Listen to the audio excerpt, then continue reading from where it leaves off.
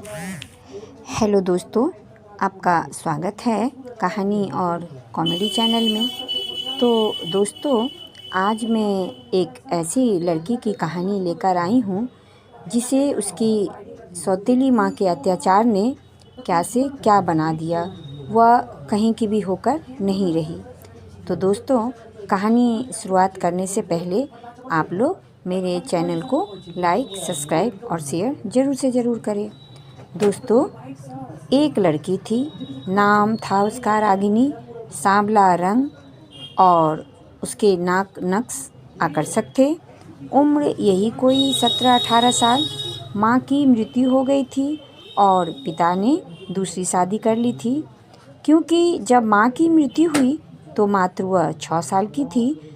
6 साल की उम्र से लेकर आज तक घर का सारा काम उसी को करना होता था। उसे एक क्षण भी बैठने की इजाज़त न थी। उसे तो पढ़ना था और पुलिस में जाना था, लेकिन आज वह सिर्फ एक काम वाली बाई बनकर रह गई थी। इस सौतेली माँ का एक बेटा भी था जिसका नाम था मयंक। मयंक अपनी दीदी रागिनी को बहुत प्यार करता था और जब माँ घर पर नहीं होती तो उसे पढ़ा दिया भी करता था। मयंक जब स्कूल जाता तो रागिनी फूट फूट कर रोती और अपने पिता से कहती, पिताजी मुझे भी पढ़ना है। पिताजी कहते, चुपचाप माँ का कहना मानो और घर का कामकाज करो, क्योंकि यही तुम्हारे काम आने वाले हैं। एक दिन उसके हाथ से चाय का प्याला टूटकर गिर गया तो सौतेली माँ ने उसे खूब मारा और अपने पति से बोली, जल्दी से इसका विवाह कर दो, अब मैं इसका बोझ और नहीं सह सकती। पिता ने भी माँ का ही साथ दिया। आनन फानन में उसका विवाह एक 50 साल से व्यक्ति से कर दिया गया और उस व्यक्ति ने उसकी माँ को 50,000 रुपये दिए। मयंक ने भी अपनी माँ को मना किया था कि माँ, दीदी की शादी इतने बड़े उम्र के लड़के से ना करो, लेकिन माँ ने उसकी भी एक ना सुनी थी। और उसके बाद वह आदमी रागिनी को लेकर अपने घर आ गया। रागिनी ने भी उसे अपना पति स्वीकार कर लिया और इसे अपना भाग्य मान लिया।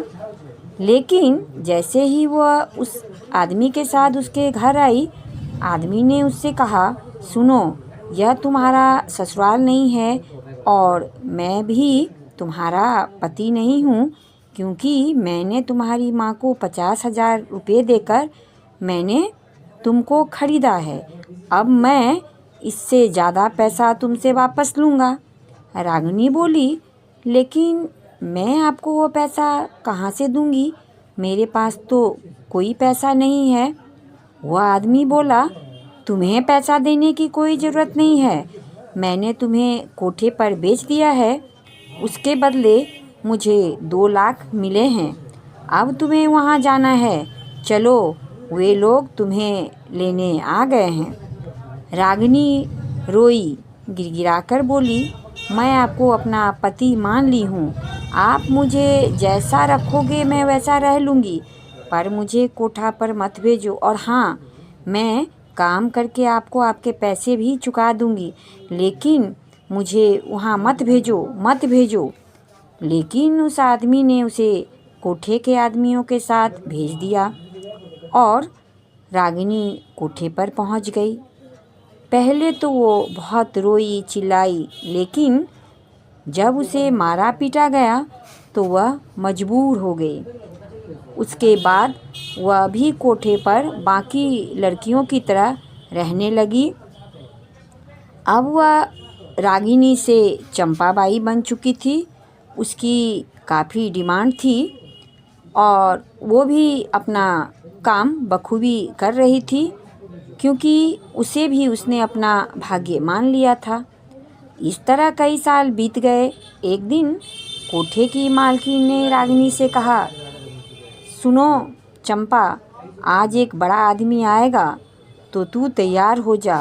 और जानती है, उसने मुझे तेरे लिए 5 लाख रुपए दिए हैं और तुम चाहो तो और उससे पैसा ले सकती हो, और हाँ, कुछ ऐसा वैसा मत करना जिससे वो नाराज़ हो जाए, ठीक है? रागिनी ने अपना सर हिला दिया और कहा ठीक है, और वहाँ से वो चली गई।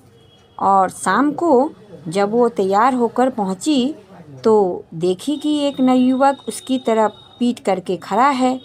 वह बोली कि क्या आपने ही मेरे लिए 5 लाख रुपए खर्च किए हैं? तो वो बोला हाँ, और मैं आपके लिए अपना जीवन भी दे सकता हूँ रागिनी दीदी।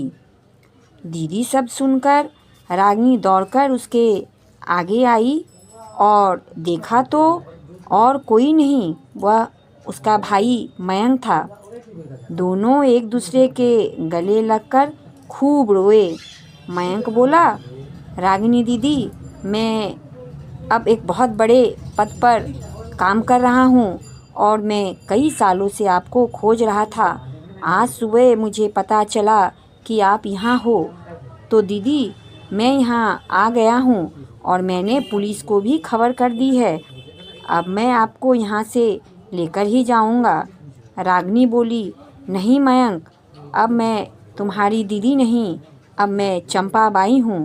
अब मैं तुम्हारी दीदी कहलाने के लायक नहीं हूँ, मुझे मेरे हाल पर छोड़ दो। लेकिन मयंक उसको वहाँ से आज़ाद करके अपने घर लाया। तो घर आने के बाद रागिनी देखी वहाँ ना तो माँ थी और ना पिताजी। रागिनी के पूछने पर मयंक बोला, मैंने तो वह घर छोड़ दिया है और मैंने उन दोनों को भी, और पिताजी तो अब नहीं रहे और माँ भी मेरे गम में बिस्तर पकड़ चुकी है। मैं उन्हें ज़िंदगी में कभी माफ़ नहीं करूँगा। लेकिन रागिनी ने कहा कि नहीं मयंक, तुम्हें ऐसा नहीं करना चाहिए था, आखिर वो तुम्हारी माँ है।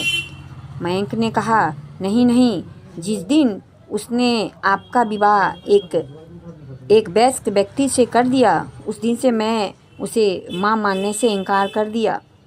और रागिनी के बहुत समझाने पर मयंक मान गया और वो दोनों माँ के पास गए। माँ बिस्तर पर थी तो उसने बिस्तर पर से ही रो रो कर रागिनी से माफ़ी मांगी और कहा कि बेटी, मैं माफ़ी के लायक तो नहीं हूँ, लेकिन तुम ज़रूर एक देवी स्वरूप हो और मुझे माफ़ कर दो रागिनी। मैंने बहुत बड़ी गलती की है और उसके पश्चाताप के आग में मैं आज तक जल रही हूँ। बेटी, मैं तो चैन से जी ना सकी, लेकिन अगर तुम मुझे माफ़ कर दोगी तो मैं चैन से मर सकूँगी। और रागिनी ने उन्हें माफ़ कर दिया और वे सब आपस में एक साथ मिलकर रहने लगे। तो दोस्तों, कैसी लगी आपको कहानी? अच्छी लगी तो लाइक, शेयर और सब्सक्राइब ज़रूर से ज़रूर कर दीजिए। धन्यवाद।